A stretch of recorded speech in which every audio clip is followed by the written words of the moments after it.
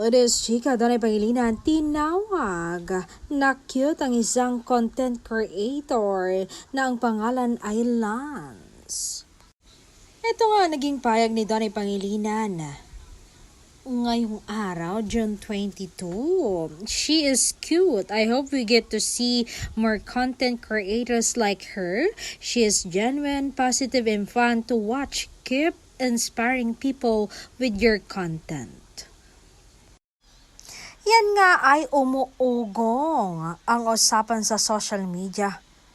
Hindi ba? Marami nagbigay ng kanilang interpretasyon at reaksyon sa naturang pahayag ng aktor. Dagdag naman daw ng mga netizen, mas bagay raw ito at dapat bigyan daw natin ng pansin ang magagandang proyekto na ginagawa ng gobyerno.